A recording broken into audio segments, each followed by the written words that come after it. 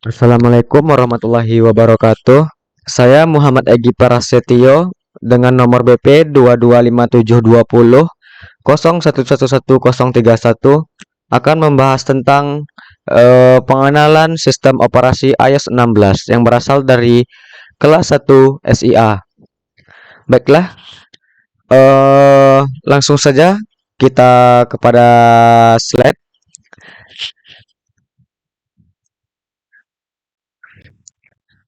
Yaitu pengantar sistem operasi. Pengenalan iOS 16. Pada bab kali ini kita akan melakukan pengenalan di iOS 16, yaitu pada bab 1 yaitu tentang sejarah iOS. Baiklah, pada tahun 2005 ketika Steve Jobs mulai merencanakan iPhone, ia memiliki pilihan untuk mengecilkan Mac yang akan menjadi prestasi epik teknik atau memperbesar iPod. Jobs menyukai pendekatan yang masing-masing dipimpin oleh Scott Forstall dan Tony Fadell. Keputusan tersebut memungkinkan keberhasilan iPhone sebagai platform untuk mengembangkan pihak ketiga menggunakan sistem operasi desktop yang terkenal sebagai basisnya, yang memungkinkan banyak mengembang Mac pihak ketiga untuk menulis perangkat lunak untuk iPhone dan pelatihan ulang minimal. Forstall juga bertanggung jawab untuk membuat kit pengembangan perangkat lunak bagi programmer untuk membuat aplikasi iPhone serta store di iTunes. Baiklah, kemudian kita lanjut. Pemasangannya otomatis. Versi saat ini iOS 14 dirilis ke publik pada 16 September 2020, memperkenalkan trik antar muka pengguna dan mode gelap bersama dengan fitur-fitur seperti aplikasi pengingat yang didesain ulang, keyboard gesek, dan aplikasi foto yang ditingkatkan. iOS 13 tidak mendukung perangkat dengan RAM kurang dari 2 GB, termasuk iPhone 5s, iPod Touch generasi ke-6, dan iPhone 6 dan iPhone 6 Plus.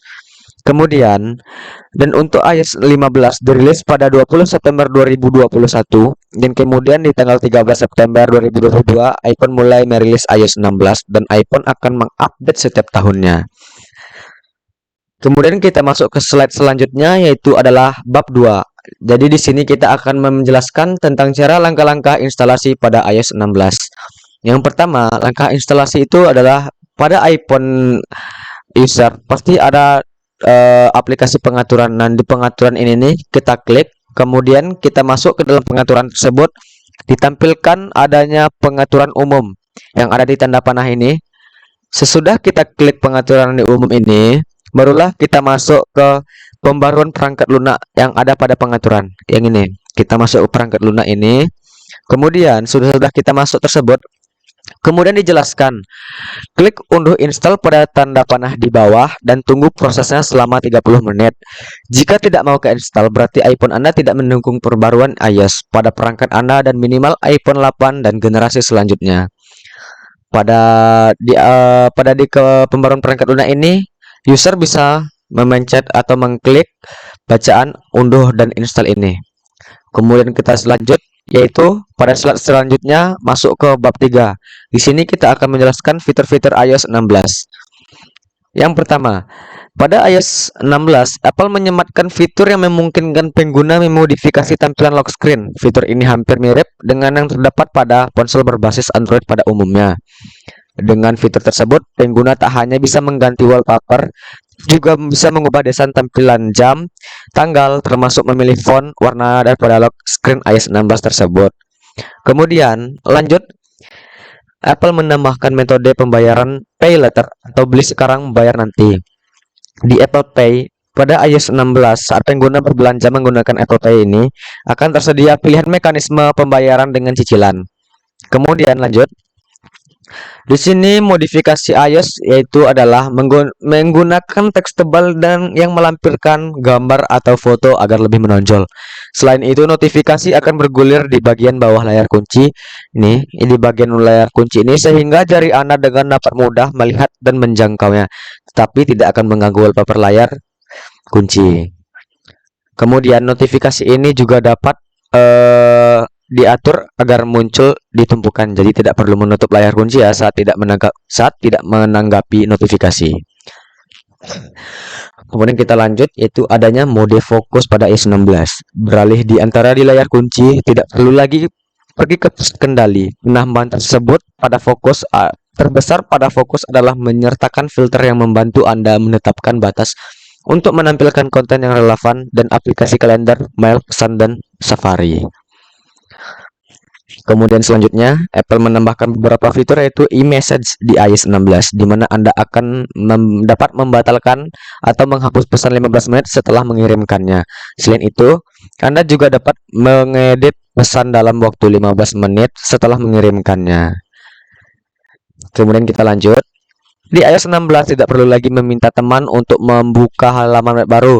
Fitur baru di Safari dalam bentuk grup tab bersama memungkinkan Anda langsung berbagi halaman yang sedang dibuka dengan pengguna lain.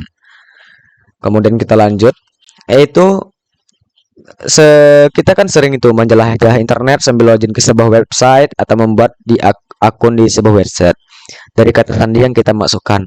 Dan iOS 16 telah menyertakan fitur passkey yang memungkinkan Anda untuk mengubah kode sandi Anda menggunakan Face ID. Kemudian untuk membuat masuk lebih aman dan lebih mudah, kata sandi pun tidak disimpan di server situs, jadi Anda tidak perlu khawatir akun Anda dibajak. Kemudian kita bisa mengirimkan dulu lewat email, berbagi foto lewat email, media sosial, atau chat. Di iOS 16 ini, kamu dapat membuat galeri foto khusus dari album di ponsel kamu dan membagikan kepada orang lain melalui iCloud kepada fitur Share Library. Lanjut, yaitu aplikasi Health di iOS 16 memungkinkan pengguna membuat dan mengelola daftar obat yang sedang dikonsumsi serta membuat jadwal dan pengingat waktu konsumsi obat tersebut. Sedangkan aplikasi fitness di iOS 16 akan membantu pengguna iPhone untuk melacak dan memenuhi target kebugaran tanpa perlu menggunakan Apple Watch. Kemudian kita masuk selanjutnya, yaitu adalah kelebihan dan kekurangan iOS 16. Pada bab 3 ini, kita akan membahas tentang kelebihan iOS 16 dulu. Yang pertama adalah menyalin teks dalam video. Keunggulan ini, pertama, Anda bisa menyalin teks dalam video seperti yang diketahui bahwa iOS 16 telah memberikan fitur salin teks dalam video sehingga pengguna bisa mendapatkan teks yang ada di dalam video tersebut. Kemudian lanjut, fitur mengedit atau membatalkan pesan terkirim. Sistem operasi iOS 16 juga hadir dengan meningkatkan kecerdasan pada fitur e-message, yang mana saat ini pengguna dapat mengedit atau membatalkan pesan pada e-message tersebut yang sudah dijelaskan pada slide sebelumnya. Kemudian layar kunci atau lock screen yang baru yang sudah dijelaskan pada slide sebelumnya, yaitu adalah fitur ini dapat menawarkan beberapa penyesuaian dalam ukuran font, penyusunan bentuk font, warna font, dan penempatan berbagai elemen pada layar kunci. Kemudian penggunaan kunci sandi kata sandi menjadi salah satu unsur penting dalam pengoperasian smartphone. Beruntungnya iOS 16 telah menerapkan fitur kunci sandi yang lebih canggih dibanding versi yang sebelumnya. Kunci sandi ini memakai Face ID dan ID sentuh yang dapat melindungi pengguna dari kejahatan digital yang bersifat merugikan. Kemudian kita masuk ke kekurangan iOS 16. Kekurangan iOS 16 yang pertama itu bersifat closed source. Salah satu kekurangan dari iOS ini yaitu bersifat closed source sehingga memiliki harga yang tergolong mahal, bahkan mampu mencapai puluhan juta, yaitu artinya jika kita closed source, jika kita membuka App Store, maka di aplikasi premium tersebut bisa terdapat aplikasi yang kita bayar mahal.